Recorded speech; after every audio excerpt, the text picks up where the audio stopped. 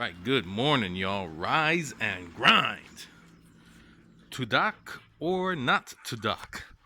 That is the question of the day. We're going to be talking about tail docking. Yes or no? And let's go ahead and get into it. So, I believe that every single thing that you do to your dog and with your dog should serve some sort of purpose. That's just my personal, belief. Whether it's the exercise, obedience drills, taking them out for a walk, whatever, anything and everything that you do to and with them should have some sort of purpose, right? Same thing for tail docking. Now, if you have cattle, sheep, or whatever, or you live on a farm and there's predators, coyotes, wolves, then I do see the point. It makes sense to dock the tail, right?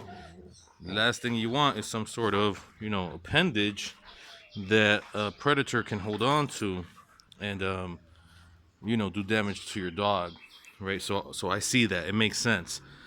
Some folks, they have their dogs always inside the house and they don't like, when they wag their tails too much, you see, that they knock stuff down. So I get it. I would probably tell that person, hey, ain't it better to house train your dog and have him have good manners, you know? But I see the point. Unfortunately, some folks, still use our dogs for fighting. So I see the point. You're an asshole if you do that, but I see the point, right? And then there's folks that just like the aesthetics of it, right? They just like how it looks, a docked tail. And that's understandable as well. I don't knock anyone's belief or anyone's preference. For a good while, I'd say 80s and 90s, that's what you had with Rottweilers mainly, right? Docked tails. That image has been embedded in our culture for so long, so it's definitely understandable that when you picture a Rottweiler, that you picture them with a docked tail, right? Now, me, I like to keep my dogs intact. Why? Well, because it's one of the tools that they have, one of the many tools that they have to communicate, especially with humans.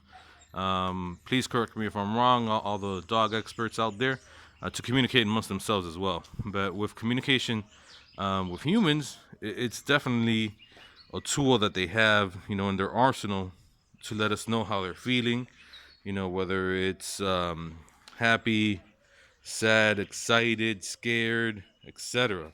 It's one of the many tools that they have. They're wagging. You see that? Boom, that tail wagging communicates, whether it goes in between, their legs, that they're scared, whatever. It's a powerful tool that they have to let us know their state of being, right? So I prefer definitely to keep my dogs intact, right? Now, as well, you have different tail types.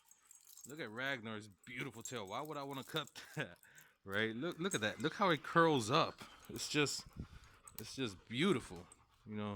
It curls up and it will naturally go back in. Gita's tail kind of hangs a little bit down, then curls, and Raven's tail right now, she's kind of relaxed. It's laid down, but it's usually like in a C shape. It curls as well. But Ragnar's tail, look at that. Look at that curvature, man. It's so beautiful. So why would I want to cut that?